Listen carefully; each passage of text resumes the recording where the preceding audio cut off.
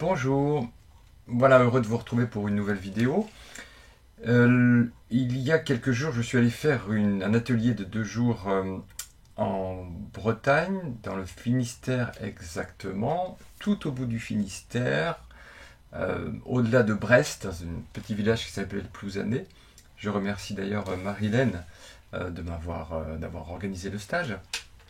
Et le fait qu'on se trouve au Finistère, si vous voulez, dans le Finistère, qui est d'ailleurs l'endroit où j'ai grandi, puisque voilà, j'ai grandi à Quimper. Mais le fait qu'on se trouve dans le Finistère, ça m'a en fait donné une idée d'exercice que je voudrais partager avec vous, exercice qui vient directement de l'enseignement de Douglas Harding. Donc Finistère, c'est le nom de ce département de Bretagne que voici, vous voyez, qui tout au bout de, on en parlera, tout au bout de la Bretagne, et qui signifie la fin de la terre. Hein. Ça vient du latin Finistera, la fin de la terre. Donc le bout du monde. Et en effet, c'est vraiment au bout du monde de l'Europe et de la France en particulier.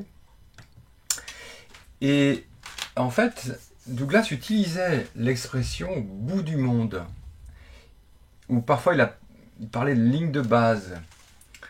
Alors, de quoi parlait-il? Eh bien, il disait qu'il pouvait vraiment nous montrer le bout du monde, le vrai bout du monde, le vrai Finistère, si vous voulez, la vraie limite du monde.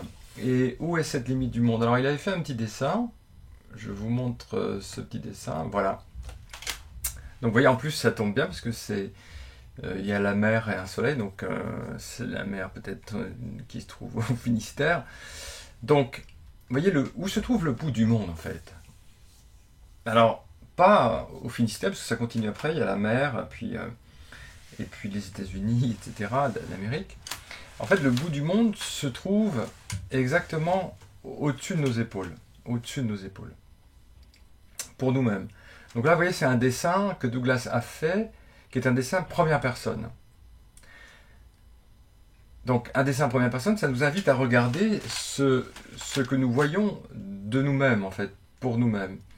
Et ce que nous voyons pour nous-mêmes de nous-mêmes, c'est le corps, en effet, les pieds, les jambes, le corps, et à un moment donné, si vous voulez, le monde s'arrête, le monde des formes et des couleurs s'arrête.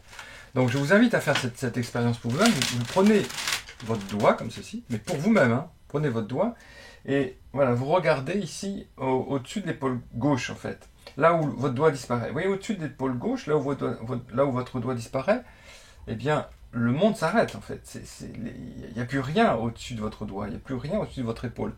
Et si vous continuez comme ça, vous pouvez tracer le bout du monde, là, vous descendez, vous avez le haut de la poitrine, et au-dessus de la poitrine, vous voyez que c'est vide, et vous continuez, vous arrivez à l'épaule droite, et au-dessus de l'épaule droite, vous voyez que c'est vide.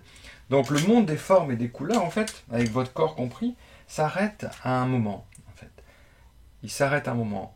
Il y a le monde des formes et des couleurs, puis après c'est le mystère, après c'est le vide, après c'est le grand rien éveillé, l'espace dans lequel le monde apparaît. Alors je vais vous montrer le bout du monde pour moi-même, là dans mon petit bureau, je vais vous montrer où le monde s'arrête en fait.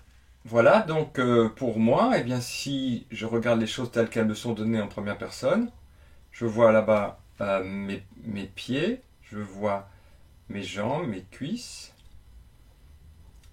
mon ventre, et en fait, en effet, au-dessus de mes épaules, là, vers là où pointe mon doigt, en fait, ici, là, au-dessus de mes épaules, c'est complètement vide. Donc le monde des formes et des couleurs, en fait, il s'arrête au niveau de l'épaule gauche, vous voyez, et il va jusqu'à l'épaule droite. Et au-dessus, c'est vide. Ce à partir de quoi je regarde le monde est vide. Vous voyez bien qu'il y a absolument pas d'observateur dans cette direction. Voilà, dans cette direction, il n'y a pas d'observateur, c'est complètement vide. Oui. Donc le monde des formes et des couleurs s'arrête à ce niveau-là, au niveau de la ligne de base, comme disait Douglas, au niveau du Finistère. Donc, évidemment, du point de vue de l'extérieur, vous avez une tête au-dessus de vos épaules et vous êtes dans le monde, vous faites partie du monde.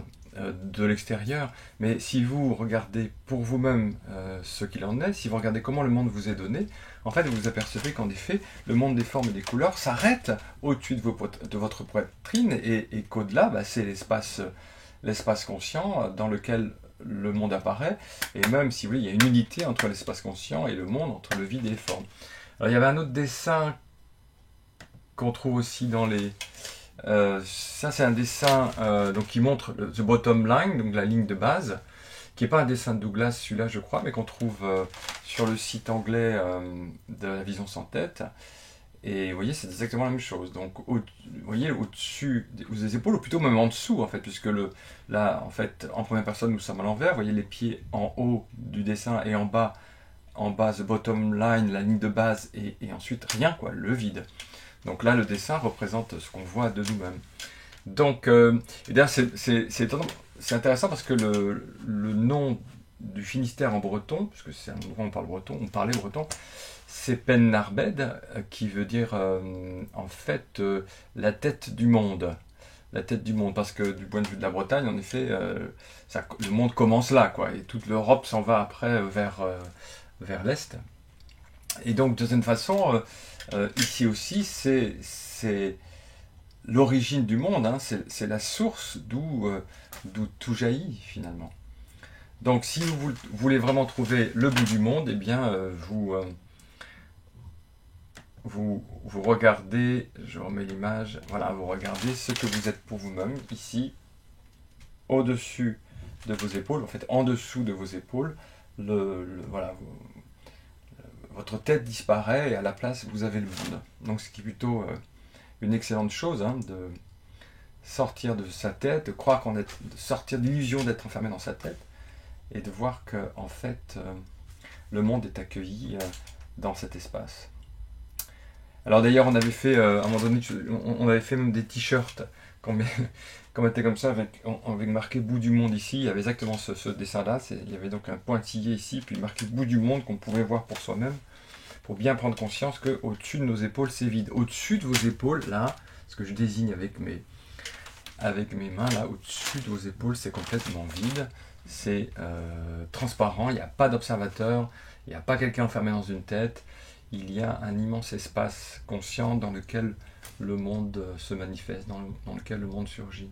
Donc vous voyez, c'est un exercice tout simple, hein, de remonter comme ça, de regarder son corps, de voir ses pieds, ses cuisses, son ventre, sa poitrine, et hop, prendre conscience de qui on est vraiment, c'est-à-dire cet espace conscient, cette claire lumière, comme l'appellent les bouddhistes, cette claire lumière dans laquelle le monde apparaît.